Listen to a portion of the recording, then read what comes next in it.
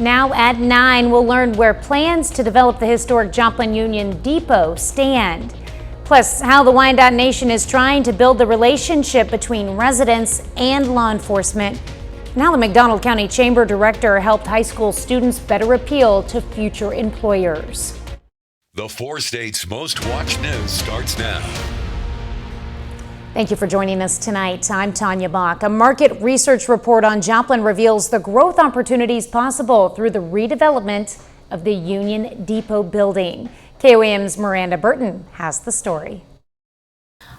Located in the north end of downtown, the Union Depot has sat empty since 1969. But since the state of Missouri acquired the property in the 90s, the big question has become what to do with this historic building. That's where Joe Borgstrom comes in. Joe Borgstrom and Place and Main Advisors have done a lot of work for Main Street communities all over the country. So he came very highly recommended. It's one thing to advertise a building. It's another thing to say, this building, plus here's all this data that says you can do it. And so the idea is really kind of lowering the bar for a potential developer or someone who might be interested in buying the building and doing something really cool with it. The findings of his study revealed that not only is his plan viable, but there are also several avenues for success when it comes to the Union Depot. According to Borgstrom, the best way to ensure the redevelopment is successful is to make the building multi-purpose. Borgstrom's plan involves utilizing the space for a brewery, art gallery and museum, and office spaces. No matter what's in store for the Union Depot, there seems to be a shared desire to make this a space for the community. That it become a publicly owned space and that it be leased for both business interests, and hopefully there would be a section of it that was used for more community education, preserving our history kind of things. But in the end, it's got to be economically viable. Borgstrom's suggested redevelopment plan would cost around $6.7 million total. His findings currently project only a 4% return on investment. But, according to Borgstrom, the city shouldn't be deterred. And one of the ways we can defer costs is through incentives. And so we mentioned state historic tax credits, we mentioned federal historic tax credits. There are other incentives that could potentially be at play. The estimated incentives total about $3.4 million, covering about half of the projected cost of redevelopment. Through it all, members of the Downtown Joplin Alliance encourage the community to stay involved in the growth of the Union Depot building. Developers from all over the country would be much more inclined to submit proposals if they knew these were projects that the community itself was already invested in. Reporting from Joplin, Missouri, this is Miranda Burton, KOAM News. According to the Alliance, Borgstrom's research will assist them in answering questions for prospective developers. And now the next step is sending out a request for proposals to get redevelopment started. Well, Chief Meteorologist Doug Hetty joins us with a first look at weather. Well, of course, another warm one for us today. A lot more clouds across the region, but we still went into the 80s. 83 started at 66, average high 76 degrees. The record, I didn't think I was going to make it through that. Record on this date is 92 degrees. All right, lower 70s, so it's still mild across the region. We do have some clouds which are shooting through, but we're tracking thunderstorms really from Omaha, central Kansas, all the way down west of Wichita, and those will start to head toward us later on tonight. It's going to take a while, so we're talking 3-4 o'clock in the morning, but scattered showers, even some thunderstorms. So we're going to start the day on the wet side. Could even see some heavy amounts of rain in some spots. Of course, we're going to look at this here in just a bit. All right, thanks, Doug. The state of Missouri is offering tax credits for meat processors and specialty crop producers. The Missouri Agricultural and Small Business Development Authority is accepting applications for the credits. One is available for meat processors who invest in modernizing or expanding their facility. The other is for family farmers using loans to pay for specialty crop resources like seeds and equipment. Well, this month, we're highlighting various area pumpkin patches, spook houses, and other places where you can enjoy autumn activities. And one of those is the old Yale Farms in rural Frontenac, Kansas. In addition to pumpkin picking, there are a lot of family activities, including hay rides. a zip line, miniature golf, cane pole fishing, a petting zoo, a giant slide, and a jump pillow. You can also try your hand at gold mining. Oyel Farms is open every Saturday and Sunday. Day passes are $13 for adults and $16 for children. Joplin Civil Air Patrol cadets were awarded some high honors this evening. KOAM's Anthony Saviello has their story. The Civil Air Patrol, a civilian division of the United States Air Force, works closely to serve and protect the citizens of the United States. It was founded by a group of people who saw war coming and knew that having civilian aircraft able to fly certain missions would take the load off of the Army Air Forces. One of the first things we did during World War II was submarine chasing. The Colonel Travis Hoover Composite Squadron proudly resides in the four-state area. 2 cadets are being highly honored at the squadron's monthly award ceremony. Well, first of all, I'm a little nervous, but I've gone through a lot of planning and developing, and I feel confident that I will be able to take on this position. And some of my goals are to grow our cadet involvement so that we have more cadets and we're more involved in community service. Faith is assuming command of the cadet squadron. A big responsibility, but one she feels she can take on. A feeling her older brother Micah shares. I'm proud of my little sister, and the position she's in, I wouldn't want to do it. It's a hard position. But Micah is also being honored at the ceremony. He's receiving one of the biggest awards one can receive. Micah plans to go to boot camp on November 14th. His service in the Civil Air Patrol is sure to put him ahead. I learned a lot about leadership through this program, and I believe that a leader should be a servant, and serving people is a very important thing, and not a lot of people do it. Reporting in Joplin, Anthony Saviello, KOAM News. If you'd like to learn more about the Civil Air Patrol or are interested in joining them, you can visit them during their meetings every Tuesday at the Joplin Regional Airport at 6:30 p.m. The Wyandotte Nation is trying to help the community connect with local law enforcement officers. The tribe today hosted a National Night Out community block party where people were able to check out emergency vehicles and talk with officers. It's a nationwide campaign aimed at increasing crime prevention awareness and strengthening the bonds between police and residents. It gives the community a chance to meet all the officers when they're not in their serious mode, so to speak, so they can get to know them. And the kids love some of the officers that we have. They've been around for a long time. The block party was held at Heritage Acres Park in Wyandotte. Well, building a resume is a crucial step in the job hunting process, and it's something high school students learn a lot about, but there's always more to learn. Today, the director of the McDonald County Chamber of Commerce spoke with students at McDonald County High School about what to include on a resume and how to present yourself through one. I hope that they went away understanding that the grit and the passion are really what it takes today. I mean, everybody can prepare a great resume. Computers can do that for you. But it's when you get the personal interview, where the passion and the creativity come across. That's what people are looking for. The presentation was geared towards students in business classes. Coming up, it's Breast Cancer Awareness Month. We're going to learn about the importance of getting screened early and often. After a late summer spike in COVID cases and with the holidays approaching, a new study published in JAMA found that Paxlovid, the antiviral treatment, is effective in reducing hospitalization and death in extremely vulnerable individuals. Severely immunocompromised people saw the greatest benefit from the treatment. The FDA is warning hospitals about using probiotics in infants born prematurely. It comes after the death of a preterm baby who was given a probiotic in a hospital.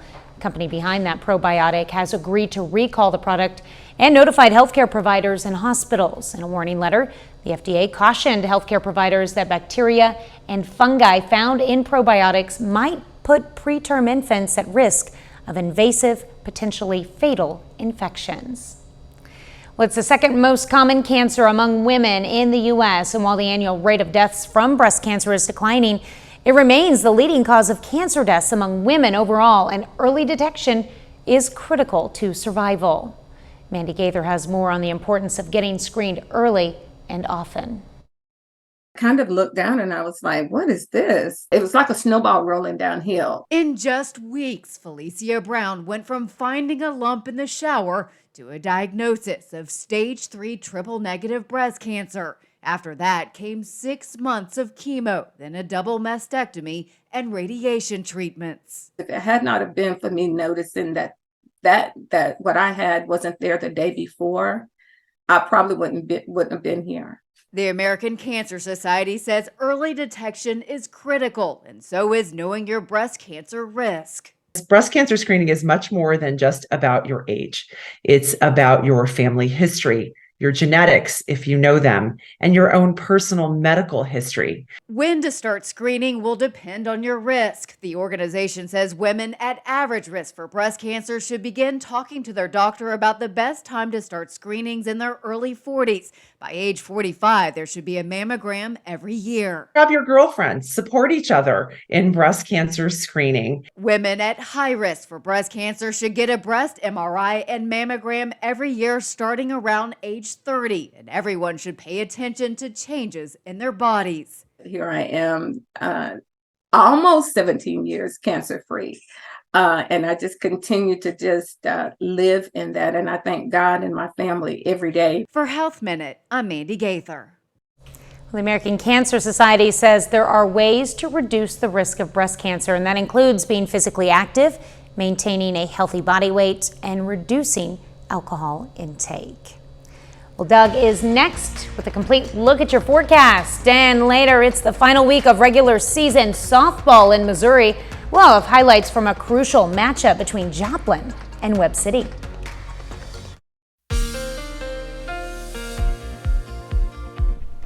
Well, of course, another warm one for us today. Temperatures right back up into lower 80s for highs, but we have changes moving in, especially over the next couple days. It's going to start to feel a little bit more like fall. Nice shot. This is Indigo Sky Casino and Resort. Temperatures still mild, mainly low to mid 70s once you get out across our western counties. 7th and range line looks good. 72 southerly winds, 5 to 10. Humidity at about 38%, which is going to go up. But we've had some clouds kind of shooting through, but we're really tracking this big line of storms. Really from South Dakota, Omaha, all the way down through central Kansas, down through the panhandles of Oklahoma and Texas. And these have been strong to severe, but they are in a slow weakening trend, meaning the strongest of the storms. They're still pretty good thunderstorms, though, and they are going to head toward us. They're just still several hours away. You can see our western counties, and these are still well northwest of the I-35 corridor. So we're not going to get any thunderstorms in here until, gosh, probably another 6 hours. But you can see the arrows out of Canada. So as this storm system passes by, it's going to usher in cooler air for us as we go through the next several days. All right, let me step you through tonight. Here's 1:30 in the morning. Storms not even really getting into our northwestern counties. Scattered thunderstorms pop up 3, 4 o'clock, not expecting anything too strong or severe. Just good old thunderstorms, scattered thunderstorms to start your day. Could have some pockets of heavy amounts of rain. Scattered thunderstorms through the morning. Then we get a break once we get into the afternoon, mainly just mostly cloudy skies. Temperatures mid 70s. As we go, tomorrow evening, more scattered thunderstorms will start to pop up. Here's 8:30 in the evening. Scattered thunderstorms again, late evening into the overnight hours, lasting until Thursday morning. So here's 2 a.m., we go to about 6 a.m., and then anything left over, we'll work on out of here by late morning. Temperatures quite a bit cooler once we get into Thursday afternoon. Well, not quite a bit, but mid 70s for highs, but they're going to continue to go down as we go through the next few days. All right, day planner, hit and miss storms, especially in the morning, warming into the mid 70s during the afternoon. Rainfall amounts, we got to see where the heaviest sets up, but I think a lot of us have the potential to at least get half an inch, maybe 3/4 of an inch, maybe an inch in different spots, which we need the rain. All right, 76 tomorrow, 76 on Thursday. Hit and miss storms lasting until Thursday morning. Then look at the temps. High temp of only 67 on Friday, down to 40 Saturday morning, and a high of only 63 Saturday afternoon, back into the 70s. But we get some real fall-like weather in here, especially toward the weekend. I know, looking forward to those nice temperatures this weekend. Yeah, it looks pretty good. Finally fall. We'll take it. There you go. All right, thanks, Doug. Well, coming up, another strike on the horizon. The largest healthcare strike in U.S. history could be right around the corner. I'm Jackie Ibanez. Details straight ahead. Another massive strike is looming, and this time it could result in tens of thousands of healthcare workers hitting the picket lines. Fox News correspondent Jackie Ibanez takes a look at what Kaiser Permanente employees are demanding and why they could be striking as early as tomorrow. The largest healthcare strike in U.S. history could be right around the corner. Everyone needs to be paid more. We need to support our unions more. Kaiser Permanente is the nation's biggest nonprofit private healthcare provider. But come Wednesday, more than 75,000 of their workers could hit the picket line. This comes after union contracts expired over the weekend.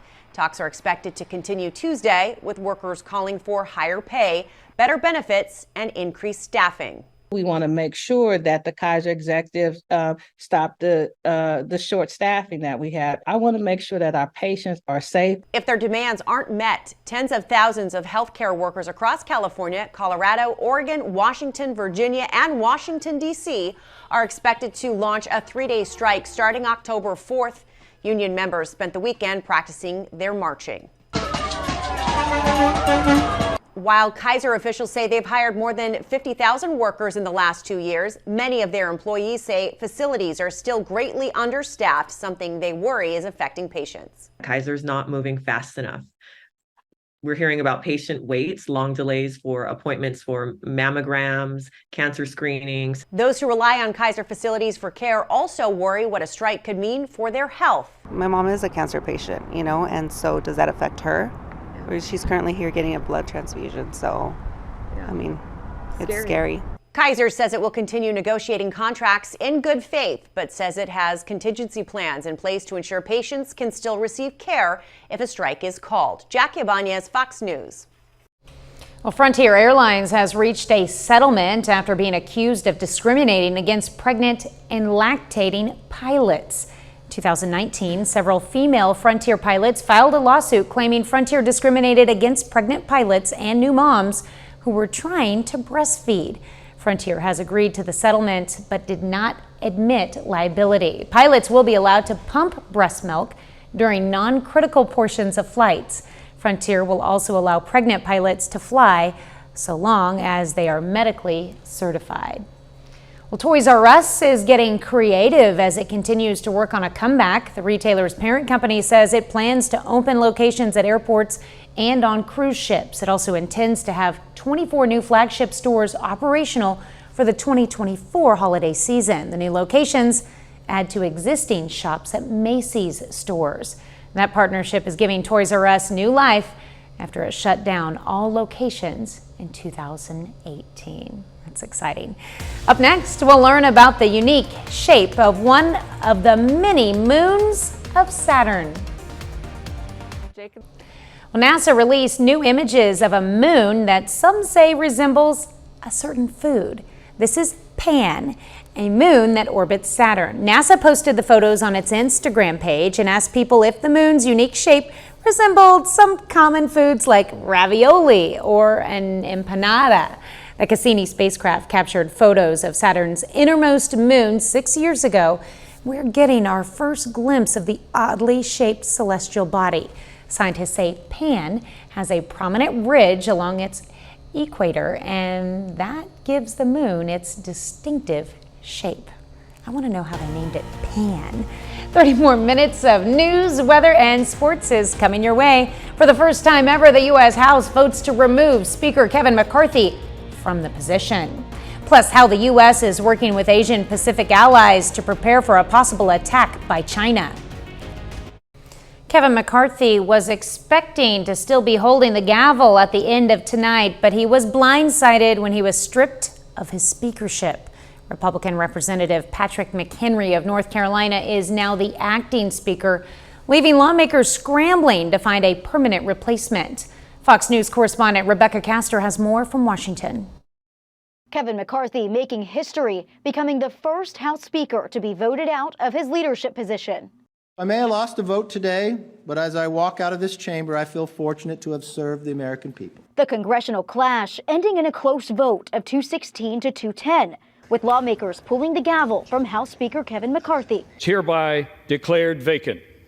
The rare effort was led by Florida GOP Congressman Matt Gaetz, who accused him of breaking promises he made to win the top job back in January, and for leaning on Democrats to pass a funding bill to stave off a government shutdown. I think that this represents the ripping off of the Band-Aid, and that's what we need to do to get back on track. Following a tense debate on the floor, 8 Republicans crossed party lines to unseat the speaker. This is not left versus right. This is not ideological. This is about someone that we can trust, someone who will keep their word, someone that the American people can really trust in this leadership position. The very members who were advocating for regular order have today stopped regular order. Due to the unprecedented nature of the outcome, the next steps remain uncertain. But one thing is for sure. I will not run for Speaker again. I'll have the conference pick somebody else. House members meeting separately behind closed doors to discuss a path forward. I will vote 15,000 more times for Hakeem Jeffries. I think there's a lot to be seen over the next few days because there's so much at stake right now. Until a new speaker is selected, all House business is completely paralyzed. In Washington, Rebecca Castor, Fox News. Well, President Biden's son Hunter pleaded not guilty to federal firearms charges today. Hunter Biden was indicted by a grand jury after a judge refused to sign off on a plea deal that would have spared him jail time. The younger Biden faces charges he lied on an application to buy a gun.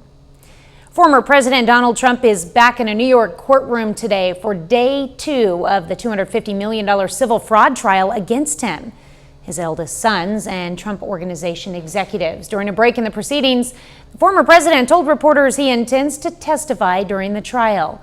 He's on the witness list for both the state as well as for his own defense. Well, the Pentagon is confronting China in the Pacific as America's allies coordinate with a series of joint military drills. Fox News correspondent Alex Hogan has more from London.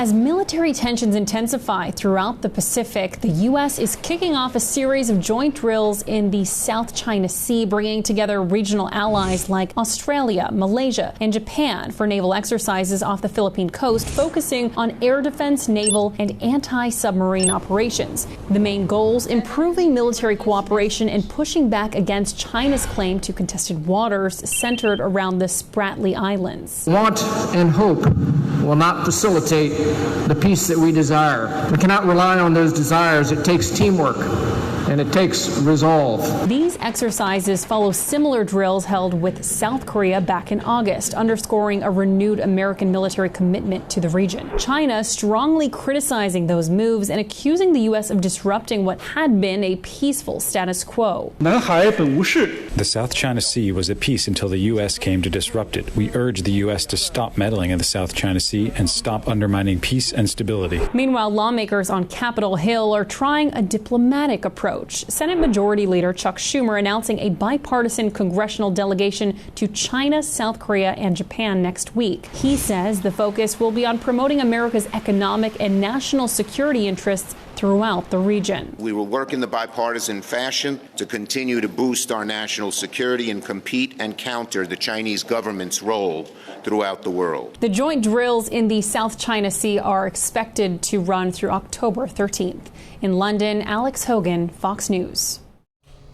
A bed bug outbreak is taking over Paris less than a year before the kickoff of the Olympic Games. French authorities are determined not to let the bed bugs bite during the Games and have started a drive to exterminate the pest from public transport, cinemas, and other places. A bit later, giving women more of a voice. A historic decision could alter the future of the Catholic Church. I'm Jackie Ibanez with a look at the upcoming meeting giving women a voice in the Vatican. That's all straight ahead.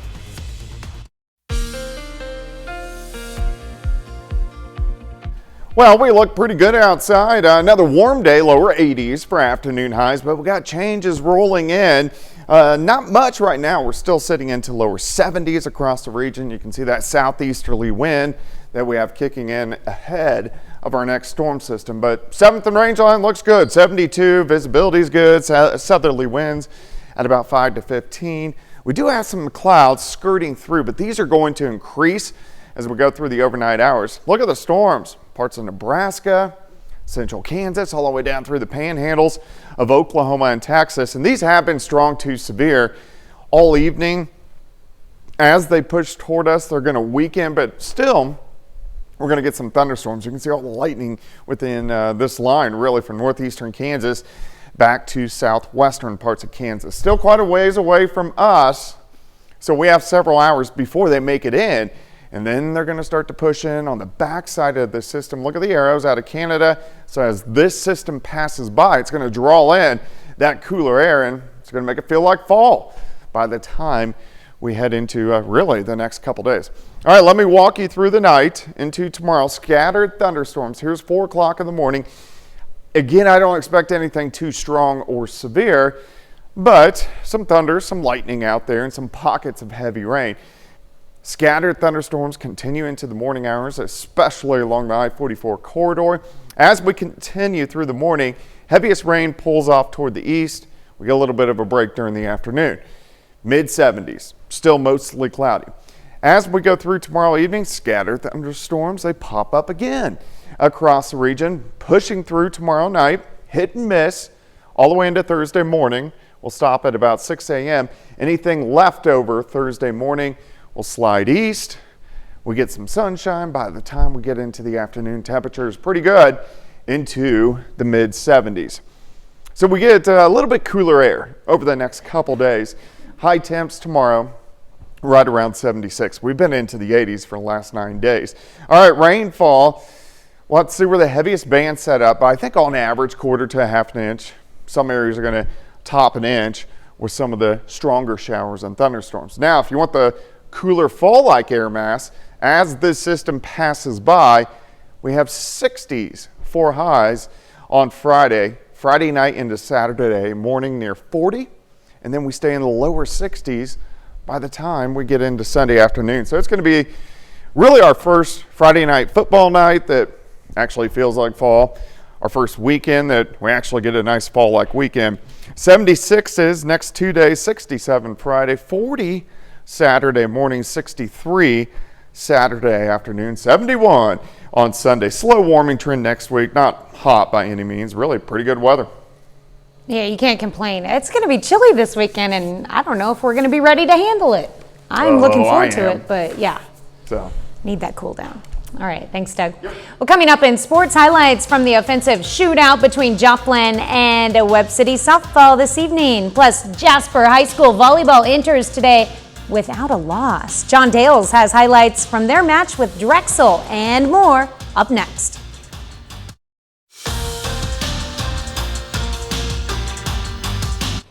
When Joplin and Webb City softball met for the first time this season in early September, the Cardinals won a shootout, 14-10 at home.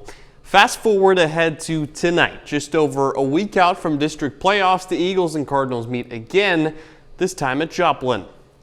Eagles taking on the Cardinals in a COC battle. Webb City scores 2 in the top of the first. Eagles respond in the bottom half of the inning. Runner on second. Libby Munn slaps one into right field. That'll fall in for an RBI single, part of a 3-run inning that put the Eagles back in front. Eddie Burns would settle in, though, in the circle, making a nice grab right there to keep things from snowballing in the first inning. Still 3-2. Next at bats for Webb City, and Lily Hall smashes that one to dead center and gone.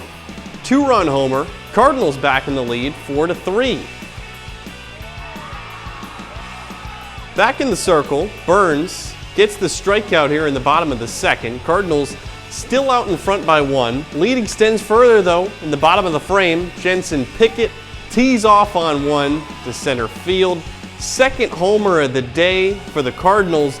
The Bats did not slow down after the first couple innings. Webb City wins a shootout, 16-14, the final score. Elsewhere, another two COC teams playing and go to extra innings, but Neosho wins at Carthage in 8. Final score 3-1. With the win, the Wildcats are 24-6, and they finish the regular season as champions of the Central Ozark Conference. Meanwhile, Carl Junction drops a tough one at home this evening to Willard. The Tigers come into town and win big, 15-3 the final score. The Bulldogs play at Nevada tomorrow before their final home game of the regular season next Monday against Branson. Over to high school volleyball, Jasper has been rolling through all the competition it's faced so far this season. The Lady Eagles beat Thomas Jefferson High School 3-1 yesterday, which was about as close as anyone has gotten to beating them this year. Lady Eagles at home tonight, trying to improve to 23-0-1 on the season. Took the first set with the lead in the second set. Here Shiloh Storm is going to set up Taylor Hines. The senior gets the kill. Jasper would take the second set as well. Now the Lady Eagles have only allowed opponents to win 2 sets all season. 21 matches have been sweeps in the third now. Storm again setting it up, this time Crystal Smith finishes it off. Lady Eagles starting to run away with it late in the third.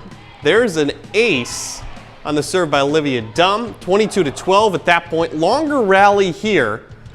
Drexel keeping it alive. Same thing though with Jasper.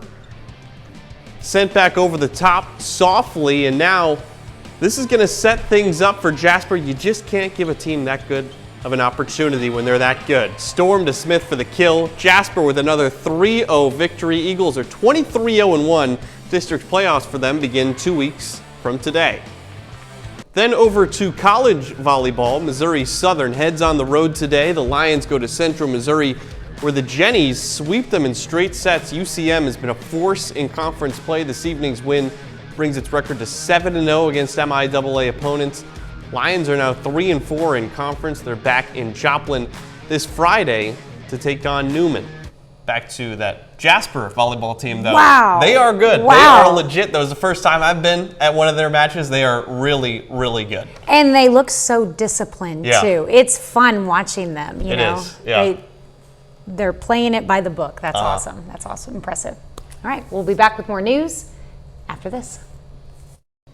A historic move for the Catholic Church. Pope Francis will allow women to vote alongside male bishops for the first time during a 3-week-long meeting to address a variety of religious matters that could redefine the future of the church. Fox News correspondent Jackie Ibanez reports.